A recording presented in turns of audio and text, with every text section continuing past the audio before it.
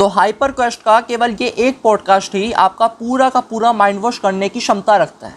और ये मैं क्यों कह रहा हूँ, पूरी वीडियो देखिए समझ में आ जाएगा। तो चारों वेदों में हमें बहुत कम मतभेद मिलेंगे। इनफैक्ट वेदों के जो मंत्र भी एक दूसरे में मिलेंगे। जब हम पुराणों को देखते हैं वहाँ मुझे सुनने में आता है कि सात्विक पुराण भी है, राजसिक पुराण भी है, तामसिक भी है। कहीं शिव जी लड़ जा रहे हैं तो विष्णु जी छोटे हो जा रहे हैं, कहीं विष्णु जी को ऊपर रखा जा रहा है। वेद थे, वैदिक विचारधारा थी।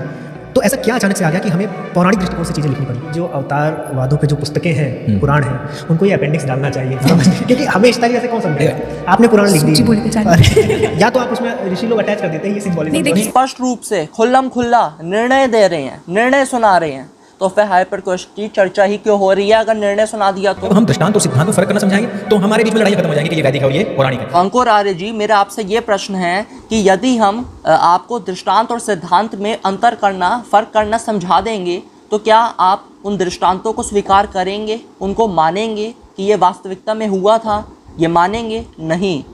आप यहाँ पर केवल अपने आप को बहुत न्यूट्रल और बहुत ही कोऑपरेटिव दिखाने के उसमें ये बोल रही हैं, यानी सारी लड़ाइयाँ ही खत्म हो जाएंगी यदि आप ये सिद्धांत और दृष्टांत में अंतर करना से समझा दें। हम तो समझा देंगे, इस दृष्टांत से हमें ये सिद्धांत समझ में आता है, लेकिन क्या आप उस दृष्टांत को स्वीकार करेंगे? याज्ञवल्क्य जी के गुरु ने उन्हें कहा था कि तुम मुझे मेरा ज्ञान वापस कर दो, तो याज्ञवल्क्य जी ने उल्टी कर दी कि अपने ज्ञान की ये सब व्यंजना होती है। ऑब्वियसली एग्जैक्टली ये नहीं होने वाला कि याज्ञवल्क्य जी उल्टी करेंगे और उनके शिष्य क्या होगा। यहाँ पर आप अंकुर आर्य जी के प्रश्न का उत्तर देते हुए कि सिद्धांत और दृष्टांत का अंतर करना समझा देंगे तो लड़ाई खत्म हो जाएगी, उसका उत्तर देते हुए आप कह रही हैं कि वेदों के अंदर ये जो दृष्टांत ये दिया है कि उन्होंने उल्टी कर दी, एग्जैक्टली ऐसा थोड़ा ना हुआ है। मतलब आप इससे ये सिद्ध कर रही हैं, उन्हीं की बात को सिद्ध कर रही हैं कि हाँ सिद्धांत इंपॉर्टेंट है लेकिन दृष्टांत इंपॉर्टेंट नहीं है। दृष्टांत तो हुआ ही नहीं, आप उनकी ही बात से एग्री कर रही हैं। आपने कौन से पुराणों का यहाँ पर पक्ष रख दिया? ब्राह्मण कोई जाति के जन्म के साथ में मिला हुआ टैग नहीं। तो अंकुर जी, यहाँ पर नॉमिनेशन और सिलेक्शन का ही अंतर है। जिस प्रकार एक गवर्नमेंट जॉब के लिए आप अप्लाई करेंगे तो आप अप्लाई करने के लिए, एग्ज़ाम देने के लिए सबसे पहले आपका नॉमिनेशन किस बेसिस पर होगा कि भैया ये क्वालिफिकेशन, ये चीज़ रिक्वायर्ड है, उसके बाद ही आपका यहाँ पर नॉमिनेशन किया जाएगा। आप वो भरेंगे फॉर्म, उसके बाद आप एग्ज़ाम दे सकते हैं, फिर उसके अनुसार आपका सिलेक्शन है। इसी प्रकार यदि कोई जन्म से ब्राह्मण है तो वो नॉमिनेट तो हो गया कि उसे कहा तो जाएगा कि आप ब्राह्मण हैं, परंतु यदि वो कर्म ब्राह्मण जैसे नहीं करता, ब्राह्मणोचित कर्म उसके नहीं दिखेंगे, वो दूसरे पर धर्म को अपना लेता है, तो वो पतित ब्राह्मण कहलाया जाएगा। वो ब्राह्मण नहीं कहलाया जाएगा, पतित ब्राह्मण कहलाया जाएगा। अगर हम ये मान लें कि भैया जो वर्ण व्यवस्था है वो कर्म से ही है, तो श्री कृष्ण अर्जुन को बाध्य कैसे कर रही हैं, क्यों कर रही हैं? जबकि श्री कृष्ण को ये पता होना चाहिए कि जो वर्ण है वो जन्म से नहीं है, वो कर्म से है। तो फिर अर्जुन रिवर्ट में ये भी कह सकता है कि मैं अब कथा करने जो चाह रहा हूँ और 5 मिनट मैंने कथा कर दी, थोड़ा सा मैंने किसी को ज्ञान दे दिया, मैं तो अब ब्राह्मण हो गया, अब मेरा क्षत्रिय वर्ण है ही नहीं। तो यदि कर्म से ही होती तो श्री कृष्ण अर्जुन को उसके कार्य के लिए बाध्य कैसे कर रहे हैं? यदि हम वर्ण व्यवस्था को जन्म से नहीं बल्कि कर्म से मानेंगे तो इंटरकास्ट जैसा कुछ रह ही नहीं गया, जो हमारे में बोला जाता है, शास्त्रों में मना किया जाता है कि इंटरकास्ट मैरिज हमको नहीं करनी।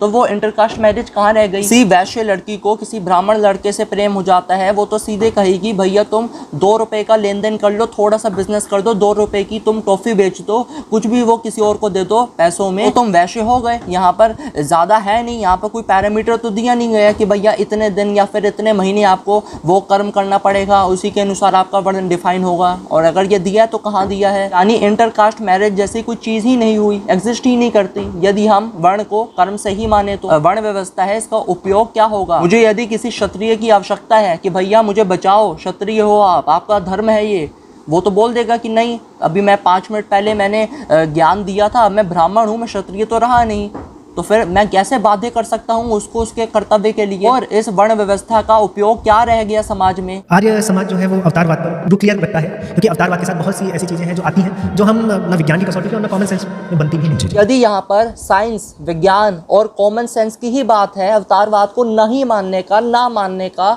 तो फिर आप मुझे ये बताइए कि सृष्टि कैसे बनी और सृष्टि बनने के बाद जो पहला मनुष्य है वो कैसे आया? क्या वो साइंस की प्रक्रिया से आया, एक महिला पुरुष के संबंध से, फिर वो व्यक्ति पहला व्यक्ति आया, या फिर ईश्वर अपने सर्व सामर्थ्यता के आधार पर यहाँ पर किसी मनुष्य को ले आए? ऐसा कहेंगे तो यहाँ पर आपको साइंस और कॉमन सेंस दोनों को रिजेक्ट करना पड़ेगा। तो यहाँ पर यदि यही आधार है आपका अवतारवाद को ना मानने का, तो यहाँ पर वो हट जाता है। भगवान श्री कृष्ण गीता जी में कह रहे हैं ईश्वर कौन है? वो अजन्मा है। आप गीता का 4.6 का रेफरेंस देते हुए ये कह रही हैं कि यद्यपि मैं अजन्मा हूँ, तो यानी भगवान ने यहाँ पर स्वयं को अजन्मा कहा है। लेकिन उसी की आगे वाली लाइन आप क्यों नहीं पढ़ते? उसको पूरा पढ़िए। यहाँ पर क्या लिखा है? यद्यपि मैं अजन्मा और अविनाशी स्वरूप हूँ और भूत मात्र का ईश्वर हूँ, तथापि अपनी प्रकृति को अपने अधीन रखकर मैं माया से जन्म लेता हूँ।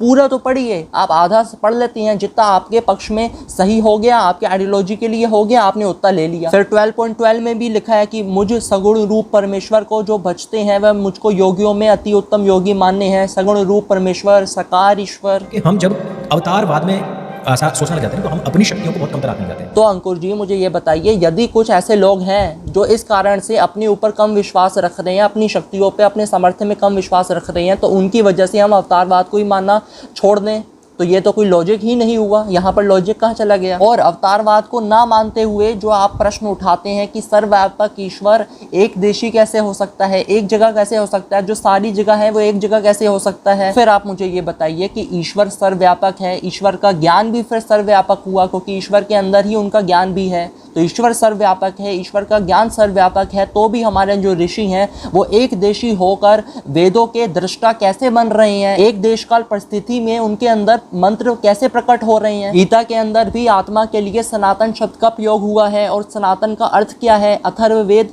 10.8.23 किसी भी देश काल परिस्थिति में जो ना बदले वो है सनातन। तो जब एक सर्वव्यापक आत्मा, किसी भी देश काल परिस्थिति में ना बदलने वाली सनातन आत्मा जब किसी एक देह के अंदर आ रही है व्यवहार के लिए, तो ईश्वर जो है वो क्यों नहीं आ सकते? भाई आपका डिपार्टमेंट है, हाँ जी ब्रह्मा जी आपका काम सही चल रहा है कि हाँ आज हम 27 साल लोगों को जन्म दिया भारत में, फिर अभी अमेरिका का डिपार्टमेंट देख रहे हैं कि विष्णु जी आप सबका पालन कर पा रहे हैं? नहीं यार कुछ का नहीं हो पा रहा है। आज ना हाइपर पर चैनल थोड़ा सही चल पा रहा है, उनकी थोड़ी सी रोटी चलाने आए हैं, उसकी रोटी का थोड़ा इंतजाम करना पड़ेगा। जिनको पुराणों का पक्ष रखने के लिए बुलाया गया है, पुराणों का समर्थन देना है जिनको, वही इशिता शर्मा खिलखिलाकर इनके जो मजाक उड़ा रहे हैं पुराणों के क्या अलग अलग डिपार्टमेंट है उसमें हंस रही है खिलखिलाकर। अवतार हम मान लेते हैं, मान लेंगे कि वे विष्णु जी का अवतार है, लेकिन विष्णु जी कौन है? तो कहेंगे कि वो जो अधिष्ठाता है। तो फिर शिव कौन है? तो फिर वो कहेंगे कि जो संहारक है। ब्रह्मा जी कौन है? तो वो जो इस जगत को आरंभ करने वाले हैं। अंकुर आर्य जी, यदि आपने पुराण पढ़े हैं तो आपको इतना पता होना चाहिए कि विष्णु जी के लिए केवल पालन करने का शब्द नहीं आया, शिव जी के लिए केवल संहार करने का शब्द नहीं आया।